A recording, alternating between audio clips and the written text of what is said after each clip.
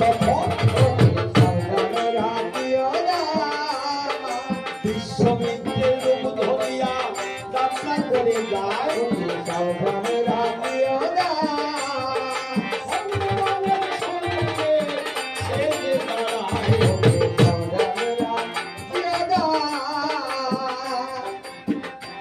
আরে বাবু তুমি কে গো? আর আমার কেন না না রামচন্দ্রের গুরু হনুমান বলেছে যে তুমি কে? আর মহিলামন বিশ্বমিত্র রূপ ধরা বলে আমি রামচন্দ্রের গুরু। হনুমান বলেছে তাই, তবে দাদু নাতিতে একটু জড়াজড়ি কলাকলি অনেক কিছু দাদু নাতিতে হয়। শ্রীরামচন্দ্রের শ্বশুর মশাই আমি তোমার নাতি। শ্রীরামচন্দ্রের শ্বশুর মশাই আমি তোমার নাতি।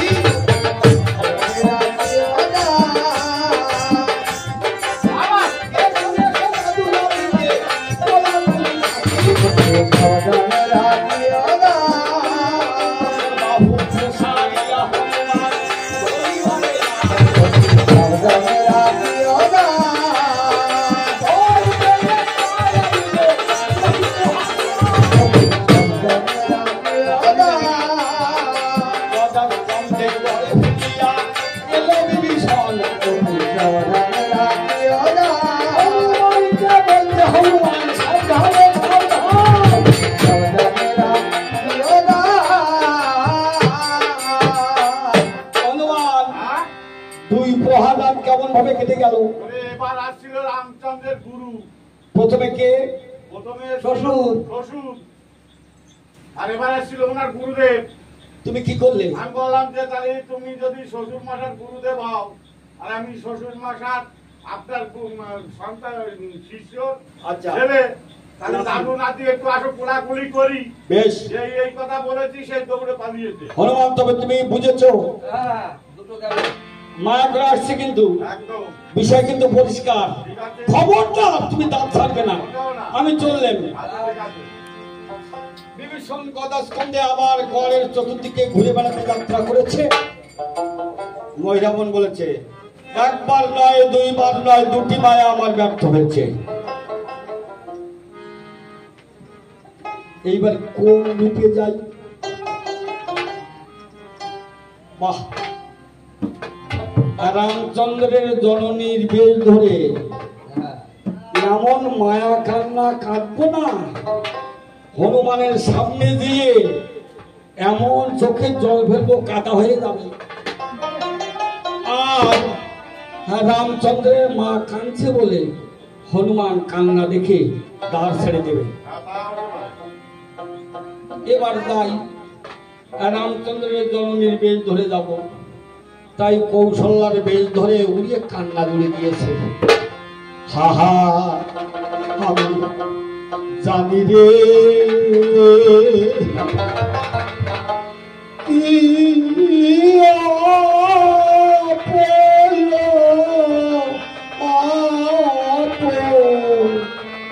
রাজ মোর ছিল ও রে কেন রাজ্য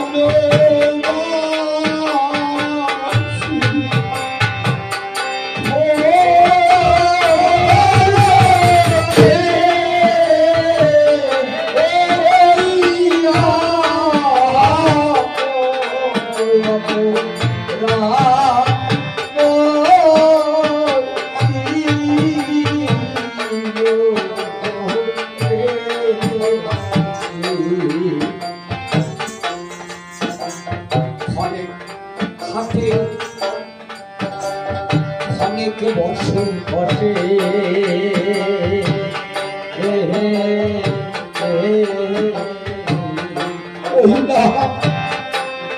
ধুলায় গো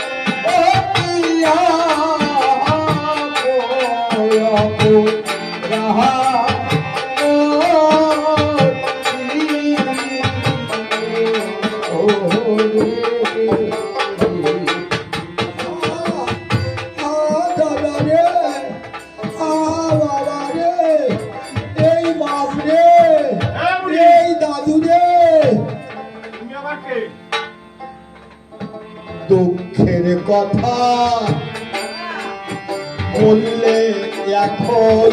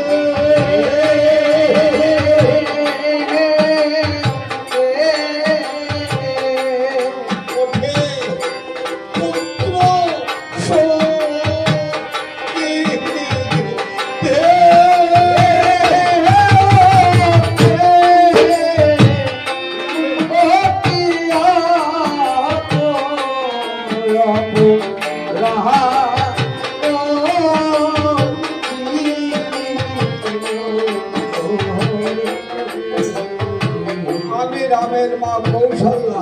রামের মা কৌশল্যা? হ্যাঁ। মানে আমার গুরুদেবের মা? হ্যাঁ। আমার গুরুদেব কি খেয়ে বাঁচিয়েছিল ছোটবেলায়? হ্যাঁ। তার কোনো ভাব তো দেই না। হনুমান দেখে কি ব্যাপারটা কি? হ্যাঁ, এত কান্না, এত চোখে জল, কিন্তু তার চিহ্ন নাই, অর্থাৎ স্তন থাকে তো। মায়া বলে এসেছে, মায়া করেছে ঠিকই, কিন্তু হনুমান চিনে দিয়েছে। হনুমান চিনতে পারবে না, রুদ্র অবতার, শিব শক্তি যার মধ্যে, সে জানে না। বলে ও বুড়ি, রাম লক্ষণের মা তুমি না? তুমি কোন দলে ধরেছিলে আর কি খাওয়াইয়া বাঁচিয়েছিলে? কই তোমার কোনো চিহ্ন তো তোমার মধ্যে দেখতে পাচ্ছি না। বলে হনুমান রে, রাম লক্ষণকে হারা হয়ে কাঁদতে কাঁদতে সব শুকিয়ে গেছে বাবা। দেখো কাল ছেড়ে দে, আমার রাম লক্ষণকে আমি একটু দেখবো বাবা, আমি সেই অযোধ্যা থেকে এসেছি। হনুমান চিন্তা করেছে, যেমন কান্না কাঁদছে, এই জায়গা তো ভিজিয়ে ফেলেছে, আমার বরের সম্মুখে তো দাঁড়িয়ে আছে, বুড়ি তো ভিজিয়ে ফেলেছে। এ মায়া করে এসেছে না সত্যি সত্যি আমার প্রভুর মাতা কৌশল্যা এসেছে? যা হোক, যদি কিনা দাঁত থাকতে হয়, যদি প্রভুর মা হয়, আমি আছড়িয়ে মেরে ফেলে দিলেও এই জায়গা থেকে যাবে না। আর যদি মা না হয় আমি এমন দাঁত খিচানি দেব, যদি মহিরাবণ হয় প্রাণের ভয়ে ঠিক পালিয়ে যাবে। তাই হনুমান বলে, জয় বুড়ি, রাম লক্ষ্মণ তোর পেটে ছিল না? আমাকে চিনিস? বলতো আমি কে? তুমি আমার পুত্র শিষ্য ছেলে কুটুম বুড়িয়ে কি জন্য এসেছিস? রাম লক্ষ্মণকে দেখবি? তোর দেখাবো জঙ্গল দেখা।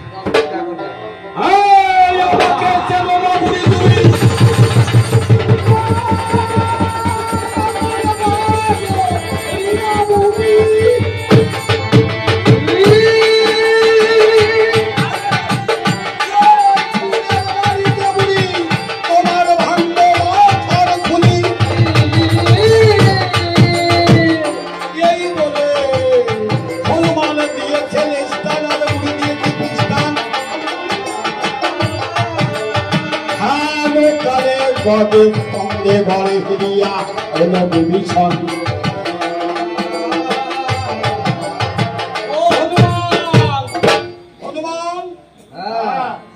ভালো আছো তো? একদম ভালো আছি। ভালো আছো? হ্যাঁ ভালো আছি। এই তোমার ঘরের সঙ্গে কাদা কেন? কাদা কেন? আমার গুরুদেবের মা এসেছিলেন। কাদা এত কাদা? জল বাতায় চোখের জল, চোখের জল। গেল কোথায়? উড়িয়ে চলে গেছে। হ্যাঁ আমি যখন বুঝতে পেরেছি ডপের মা। ডপের মা? হ্যাঁ। না। তারপরে যেই বললাম বুড়ি দাঁড়াও, তুমি কেমন আমার প্রভুর মা একটু পরীক্ষা করে দেখি। যেই আমার বিক্রম দেখেছে সেই বুড়ি খেতে দৌড়। প্রহার কটা চলে গেল? তিনটে গেল, আর একটা আছে। আর একটা না? খুব সাবধান। এই প্রহারটা কেটে গেলে আমরা নিশ্চিন্ত। তবে রাজপালে লঙ্কার চিহ্ন যেন না থাকে সে ব্যবস্থা করতে হবে। একদম তাই হবে। আমি এখন চললাম। গদার সঙ্গে ঘরে ফিরিতে যায় ভারী ধান্যে বিভীষণ। হনুমানকে বলছে হনুমান, সাবধানে সাবধান। এদিকে শূন্য পথে মহিরাবণ লঙ্কায় বসে বসে চিন্তা করছে। আহা, একবার নয়, দুইবার নয়, তিনটে মায়া আমার ব্যর্থ হয়ে গেল সামান্য একটা বানরের কাছে। আর করবো না আমি ভদ্রাকালীর পূজা, আর ভদ্রাকালীর পূজা তো করবই না। আর পাতালপুরে এই ভদ্রাকালীকে আমি রাখবো না। ওকে আমি পাতালপুরে নদীতে ডুবিয়ে মারব। তবে তার আগে একবার মাকে স্মরণ করে দেখি। আমার আরাধ্যা দেবী তো, একটু স্মরণ করে নি। চণ্ডী মন্ত্র পড়িয়া মহি কালি দিল হাতে,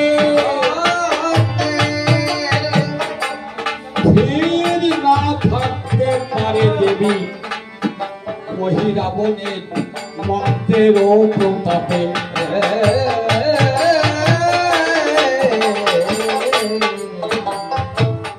মহিরাবণ যখন মাকে স্মরণ করেছে,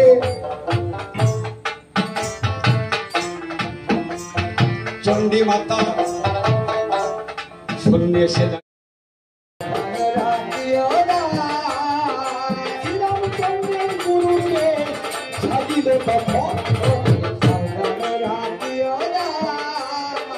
বিশ্ববিদ্যের রূপ ধরিয়া যাত্রা করে যায়।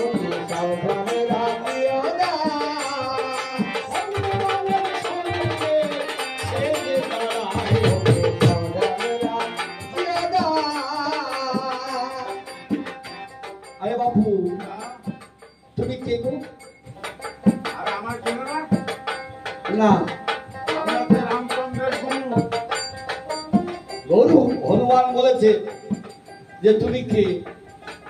আর মহিরামন বিশ্বমিত্র রূপ ধরা বলে আমি রামচন্দ্রের গুরু। হনুমান বলেছে তাই? তবে দাদু নাতিতে একটু জড়াজড়ি কলাকলি অনেক কিছু দাদু নাতিতে হয়। শ্রীরামচন্দ্রের শ্বশুর মশাই আমি তোমার নাতি। শ্রীরামচন্দ্রের শ্বশুর মশাই আমি তোমার নাতি।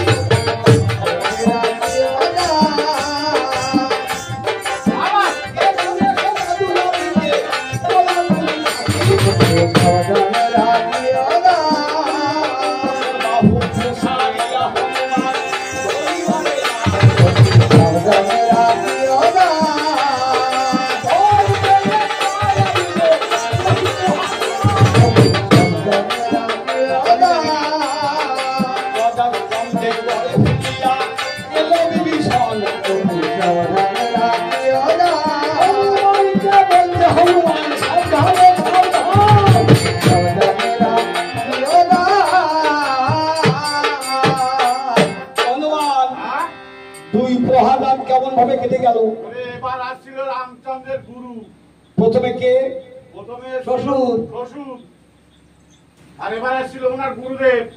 তুমি কি করলে? আমি বললাম যে তাহলে তুমি যদি শ্বশুর মশার গুরুদেব হও আর আমি শ্বশুর মশার আপনার সন্তান শিষ্য ছেলে, তাহলে দাদু নাতি একটু আসো কোলাকুলি করি। বেশ, এই কথা বলেছি, সে দৌড়ে পালিয়েছে। হনুমান তবে তুমি বুঝেছো? হ্যাঁ, দুটো গেল। মায়া করে আসছে কিন্তু একদম বিষয় কিন্তু পরিষ্কার। খবরদার তুমি দাঁত ছাড়বে না। আমি চললেন। বিভীষণ গদা স্কন্ধে আবার গড়ের চতুর্দিকে ঘুরে বেড়াতে যাত্রা করেছে। মহিরামন বলেছে একবার নয়, দুইবার নয়, দুটি মায়া আমার ব্যর্থ হয়েছে। এইবার কোন রূপে যাই? বাহ, রামচন্দ্রের জননীর বেশ ধরে এমন মায়া কান্না কাঁদবো না, হনুমানের সামনে দিয়ে এমন চোখের জল ফেলবো কাদা হয়ে যাবে। আর রামচন্দ্রের মা কাঁদছে বলে হনুমান কান্না দেখে দাঁড় ছেড়ে দেবে। এবার যাই, রামচন্দ্রের জননীর বেশ ধরে যাব। তাই কৌশল্যার বেশ ধরে উড়িয়ে কান্না জুড়ে দিয়েছে। হা হা, আমি জানি রে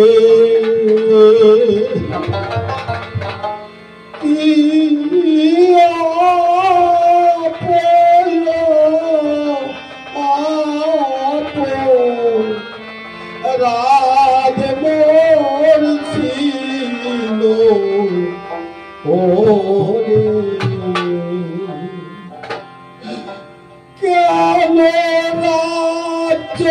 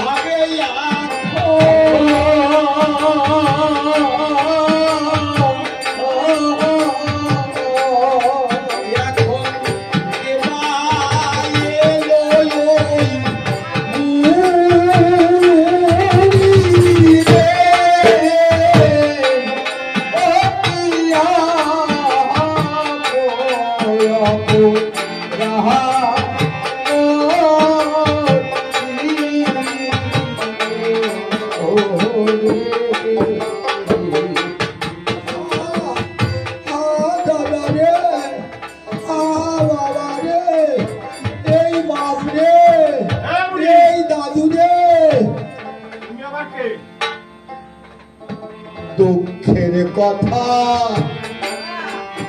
বললে এখনো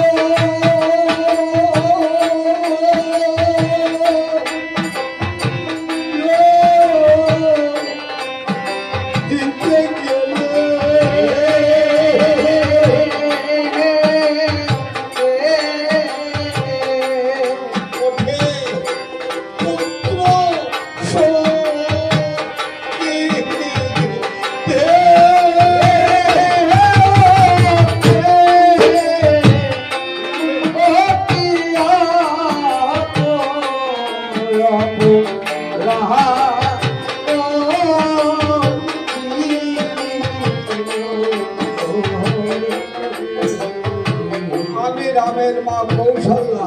রামের মা কৌশল্যা? হ্যাঁ। মানে আমার গুরুদেবের মা? হ্যাঁ।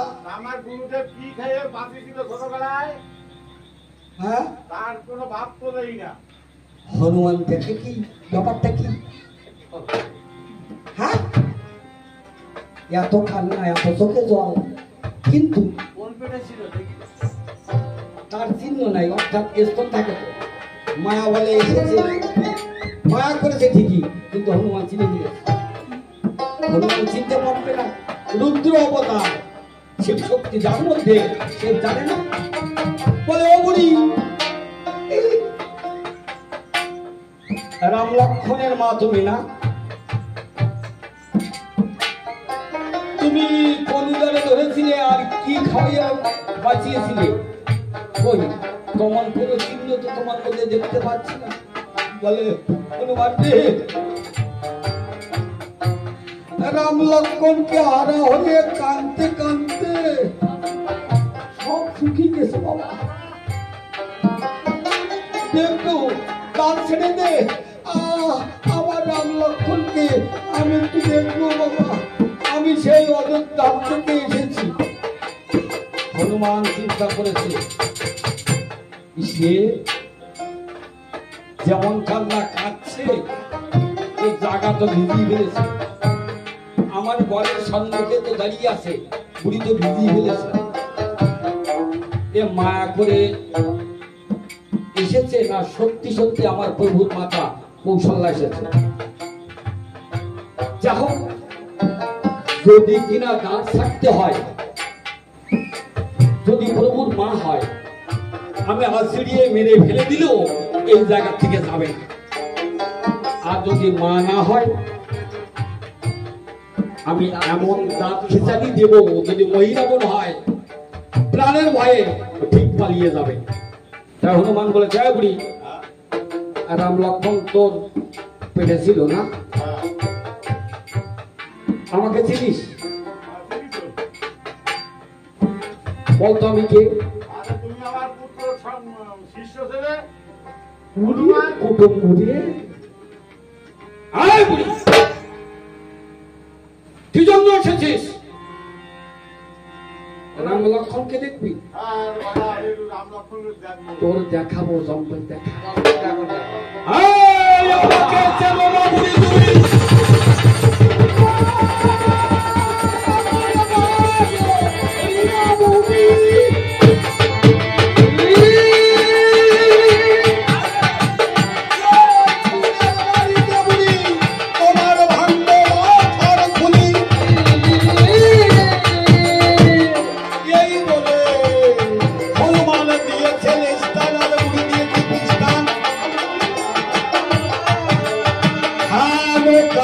পদে সঙ্গে ঘরে ফিরিয়া এলো বিভীষণ।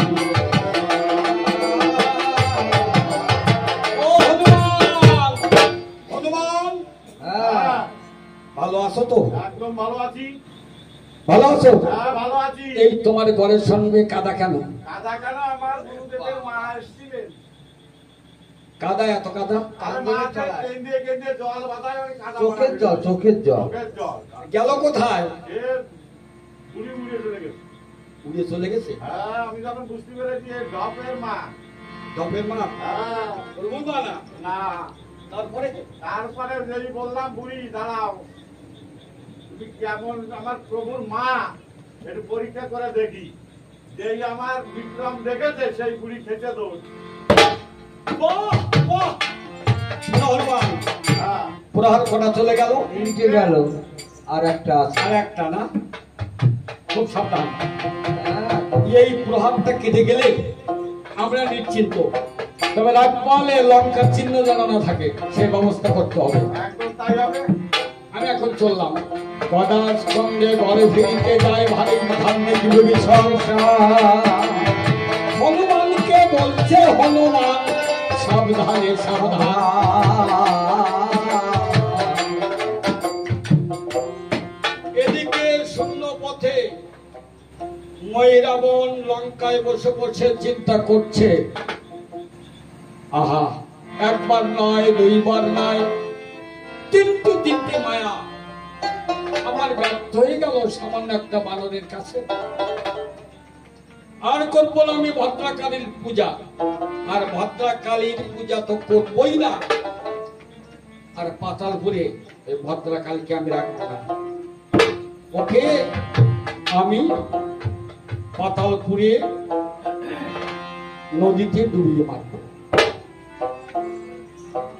তবে তার আগে একবার মাকে স্মরণ করে দেখি। আমার আরাধ্যা দেবী তো, একটু স্মরণ করে নি। চণ্ডী মন্ত্র পড়িয়া মহি কালি দিল হাতে, ধীর না থাকতে পারে দেবী মহি রাবণের মন্ত্রের প্রতাপে।